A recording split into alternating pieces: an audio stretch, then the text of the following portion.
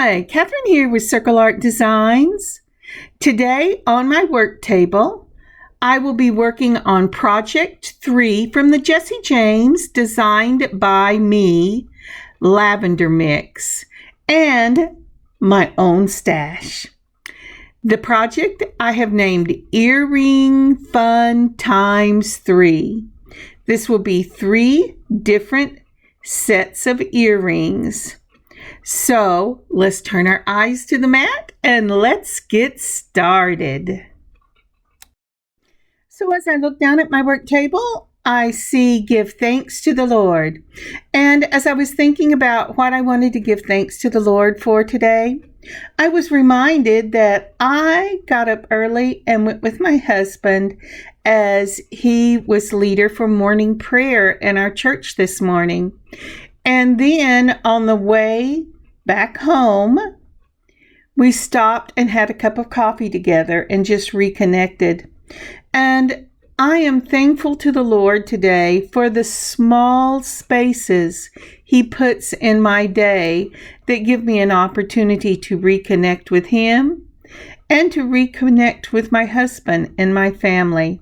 Sometimes I think I take these little small snippets of time for granted, but they are so important in abiding with God and with family and friends.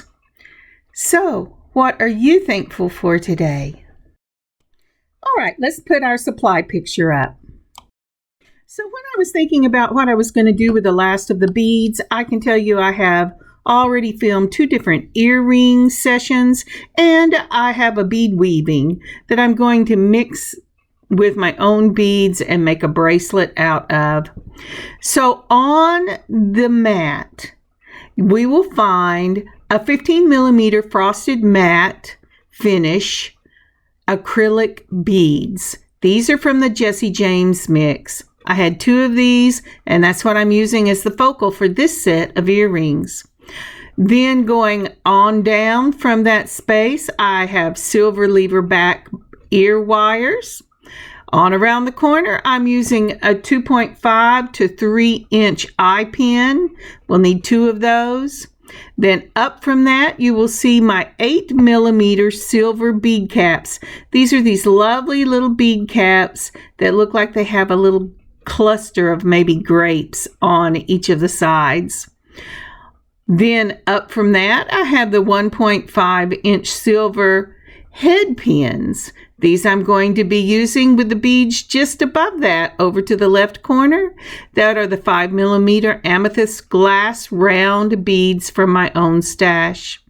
And down at the bottom, I've chose to use 4 millimeter jump rings to put this together. Use the jump rings that you feel most comfortable with.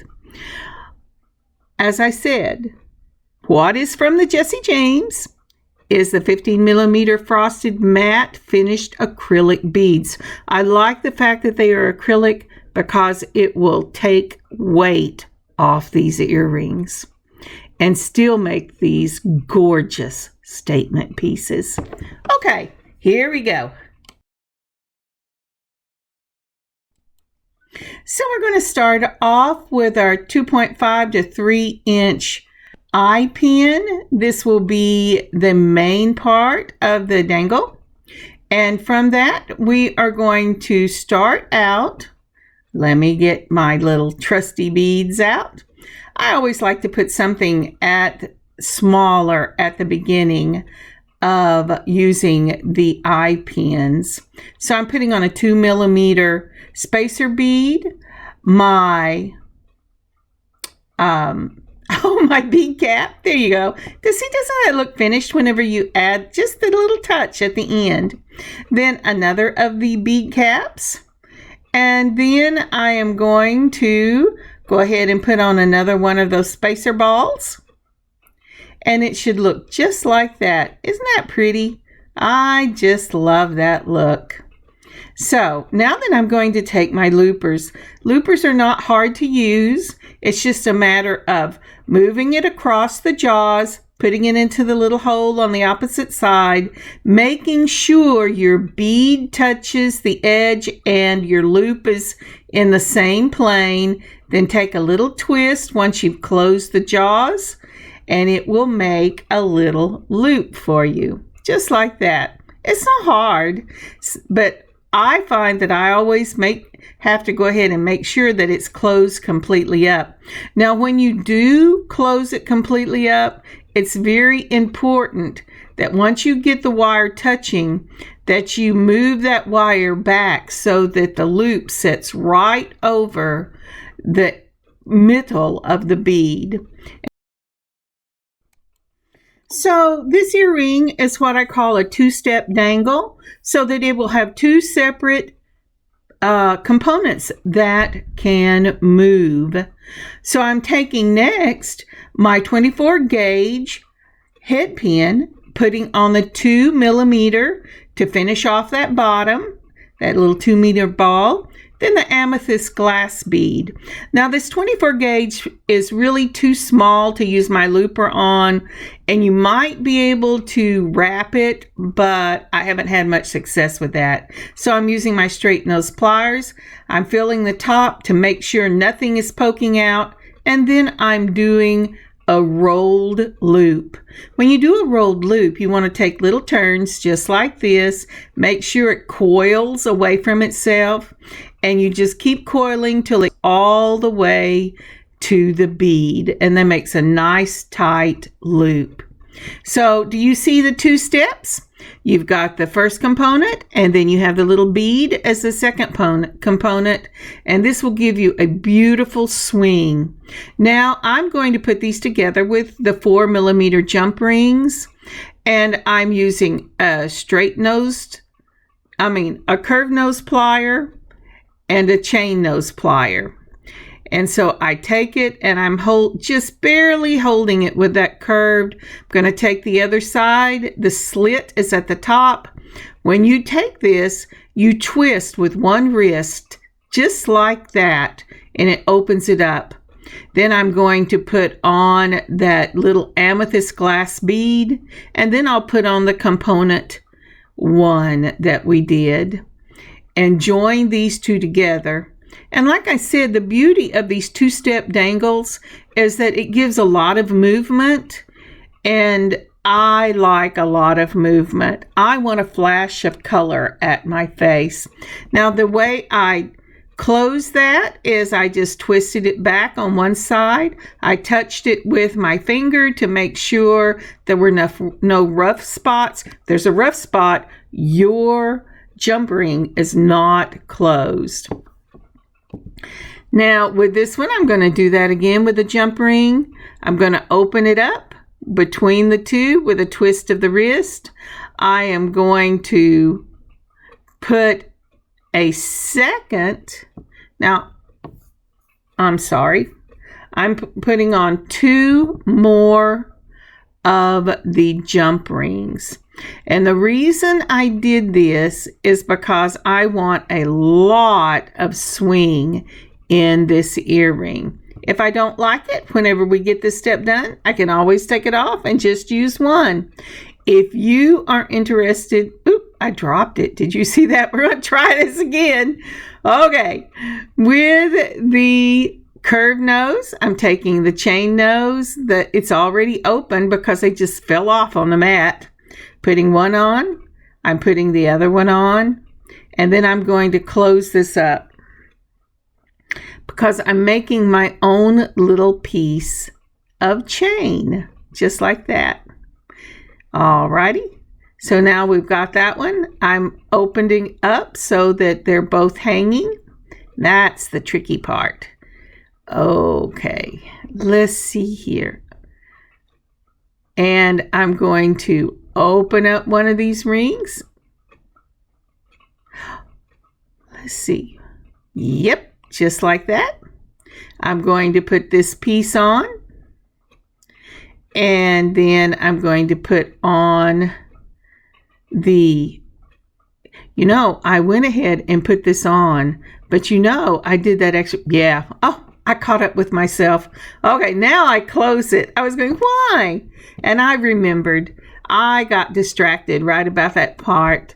Our little dog, we have a new little dog in the house, and he is a very demanding little dog. Now, doesn't that look pretty? It reminds me kind of the crystals that hang on chandeliers, and I think they're going to be really beautiful as earrings.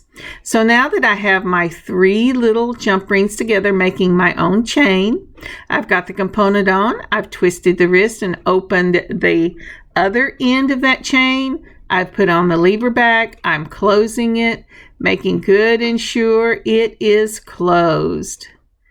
The one thing you want to do whenever you're making your own chain with jump rings is to make sure that it's closed. Do you have to make a chain there? No, but I really like the look of that big, beautiful statement bead hanging from a chain. I've done the other side, and with the magic of video, I have the first pair done. Now, aren't those lovely?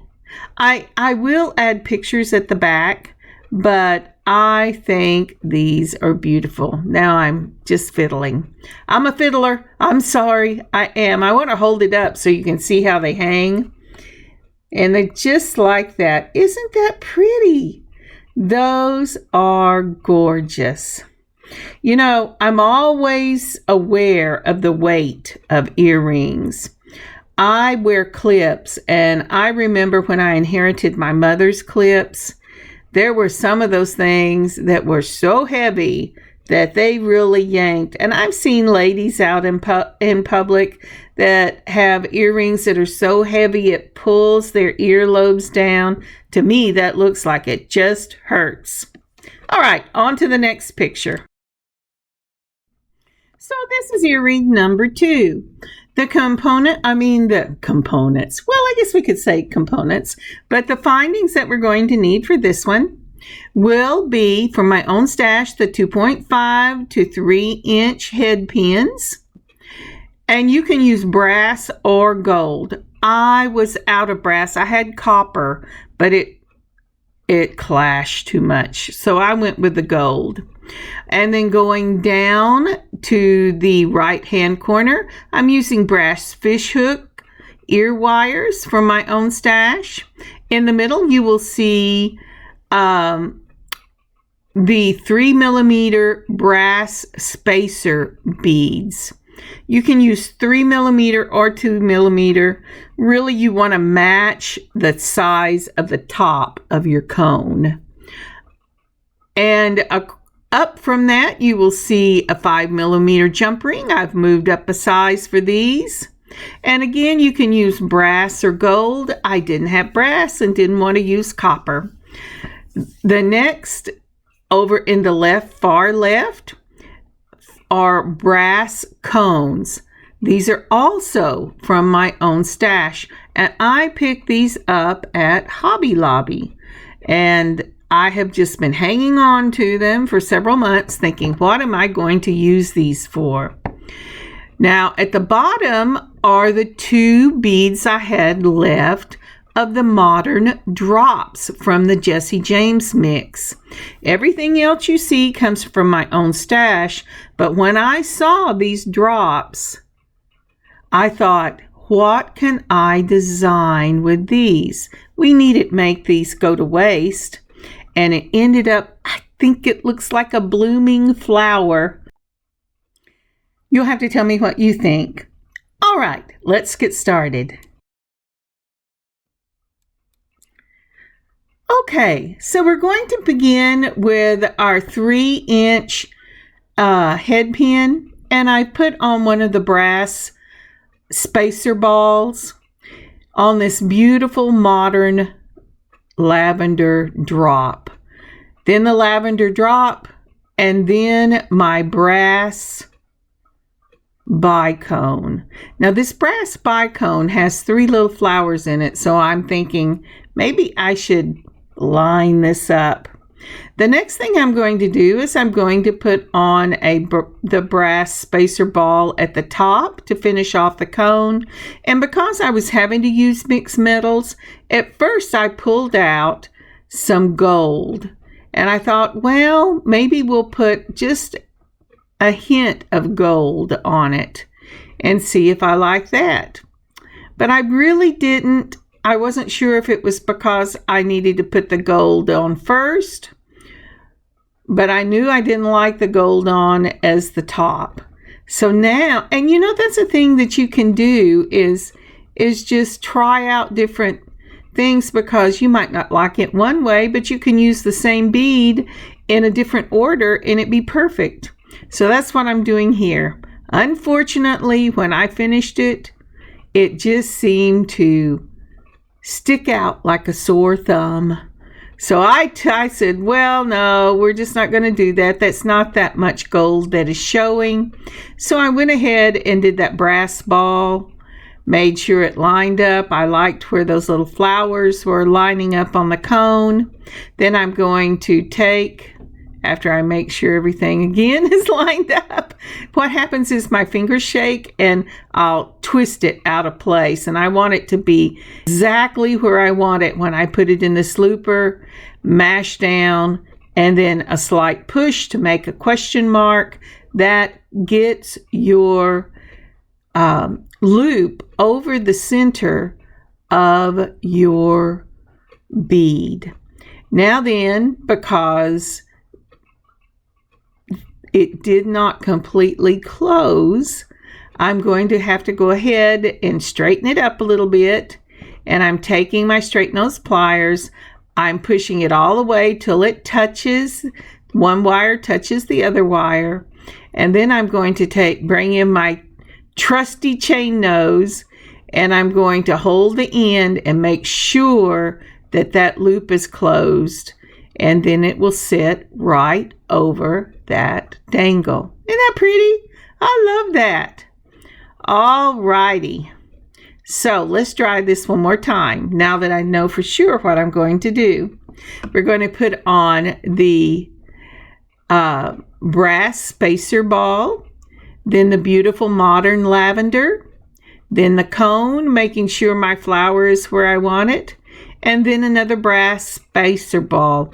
These brass balls I got from Amazon. It came brass, copper, silver, gold, and gun barrel. We're using the loop. Then we're going to mash it down till it makes a question mark. I'm going to bring my trusty little straight nose pliers in. Make sure that loop is straight. Then I will begin to close it off once I make sure it's straight. And it is really important, especially with these, that it's straight, because you're going from a large hole at the bottom that has a lot of space to move around in those cones. And you want it to be snug and straight in the loop at the top to hold them together. So once we have got that done, I'm taking my jump rings between two chain nose pliers, or a chain and a curve. And then I'm going to twist with the wrist. And then I'm going to put on my dangle. And with these, I'm not turning the loop on my fish hook ear wires, because it's not really going to matter which direction they're facing. They look beautiful from all directions. And then I'm going to take the chain nose and close them up again with a twist of the wrist, making sure that that loop is really closed. And that is what the finished earring looks like. Let's do that one more time. Now you might say, well, Kathryn, why are you such a stickler on making sure it's a twist and not a pull? Well, as you might have heard in some of my other videos, if you pull the jump rings apart, even if you can get them back in a circle, they have a weak spot. It's just like working with clay. Once you've pulled it out of true, even if you can get it back on, there's always going to be a weak spot in that clay that when you fire it, it will remember and it will go back to.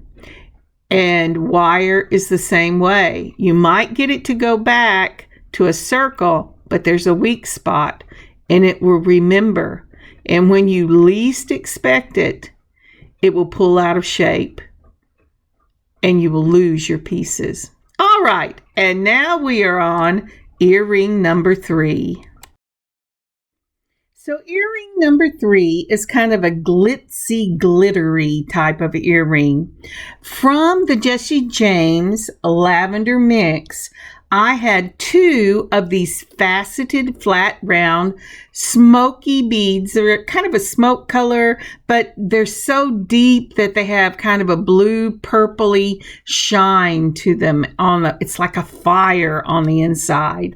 And that's what I designed these earrings around. With this earring, again, you're going to need some 2.5 to 3-inch eye pins from my stash. We'll be using the lever back ear wires, again from my stash.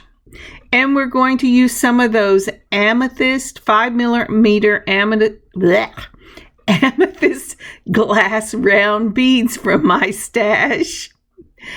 And also, we will need some of the 24 gauge silver head pins. Moving on up from around the corner from the lower left, you will see a 4mm faceted crystal flash bead. This is from my stash. I'm sorry, I don't remember where I got them. I think there was a sale on the Potomac website, and I picked up a whole bunch of strands of little 3 and 4mm beads back last summer, and I've been using them throughout the year. And then up to the upper left corner, you see the 6mm. These are basket bead caps. They're from my stash. I picked them up at a bead show I went to. I intentionally was looking for findings when I went to that convention. And if you ever get to go to a bead convention, I highly recommend it. It is so much fun. Okay, so now let's get started. So if you haven't already, would you please like and leave a comment for this video? And if you would share and subscribe to our channel, that would be so helpful. Thank you so much. Now, isn't that just a beautiful faceted flash bead? I just love it. So we're starting out with our eye pin and we're putting on that little flash bead. Then we're putting on one of the amethyst glass beads and then our bead cap. And you're saying, well, Kathryn, that's a round bead cap and this is going to be a flat bead. Yes, but it works. Okay, so I'm shining it up to see which side I like better. And then I'm going to go ahead and put this on. Now you can put a drop of E6000 or Gorilla Glue on this to hold it if you would like to. But this is the way the drop is beginning to build. The small faceted bead, the amethyst bead, and then that flat bead from the Jesse James bead box with bead caps on both sides. Now, isn't that pretty? Now you say, well, why didn't you mash this down? Well, this is a very hard set bead cap, not like the others I use, and it will crack and break if you try to mash it down. Ask me how I know. All right, then I put on another one of the flash beads. And then I'm ready to put it in my looper. Now, sometimes you do not have enough left to get into that hole in the looper. That's okay, as long as you hold your beads tight right up against the edge of the looper. It will go ahead and make the loop for you. There just won't be anything to cut off. All right, now I'm closing up that loop. And do you see how it's leaning to one side? I'm going to straighten it. And then I'm going to pull it back. making sure that I have got it in the right plane. You want both loops in the same plane. Now, once I did that, I realized that my loop is not closed completely. So we're going to do that again. We're going to bring it down, and then catching at the bottom of the wire, not the loop you just closed, go ahead and straighten that back up. And the piece is going to look just like that. Okay, so what I did, and I don't remember if I got this recorded. Once I got these done, I took Gorilla Glue and I went ahead and put just a dot on each side of those bead caps underneath the bead so that it would just hold the bead cap and the bead together. So the next section is I'm using the 24 gauge head pin. I've put on a small 2mm silver spacer ball and the amethyst glass bead. I'm doing a turn coil loop all the way down, just like we did with the other pair. And then that is ready. Now, this again would be a 2-step earring because you're going to have a swing on the component and then a different swing, or the possibility of a different swing, on the second component. I'm trying to decide right now which one I am using to put these together. And I have chose the small little 4mm jump rings. When I use the little bitty ones at the bottom, it's because I don't want to draw attention to them. But then, let's see here. Yes. And then I went one size up to the 5mm right there. So those are, I'm doing 2 different size jump rings. Okay. So I've slept since I recorded this. I have to look sometimes. All right. So using the smaller of the 2 jump rings, and it really doesn't matter whatever you want to do if you decide to make these earrings. It's what you like. This is just what I like to do. So I opened up that jump ring. I put on the amethyst glass. Then I put on our component with the beautiful flat faceted smoky glass. And that is the dangle for this earring. Then I will put it on the lever back, or I'll put the lever back on the bigger jump ring. Let's get this together, Kathryn. And to open it again, you're just putting it between 2 chain nose pliers, a twist of the wrist. I always put my component on first. And even whenever they look the same on both sides, and I just don't really have a preference, I always put on my ear wire last so that I can make sure whichever side I would like to have as the beginning, that sides are together like material. You want right sides together so that they hang beautifully. Now let's do the other earring, shall we?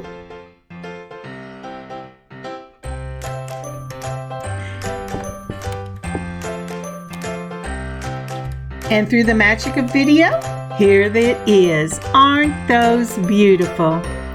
I love this classy, glitzy look of these earrings. And again, they're not too heavy, and I think that is amazing. If you think about what we've done today, we have done a pair of modern, classy earrings like these pink here. Aren't those lovely? I just love those. And then we did a more casual look that would be great for hanging out anywhere, anytime. And then our final one was that just beautiful, glitzy, classic old Hollywood style earring. I love it. Thank you for joining me today. I hope you've had a great time and some laughs and learned something, and I know I had a great time and a lot of laughs, and my heart is lighter for it.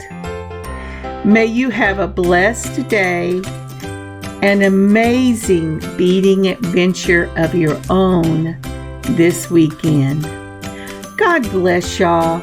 Kathryn, circleartdesigns.net. Oh, and these earrings will be up in the shop. God bless y'all.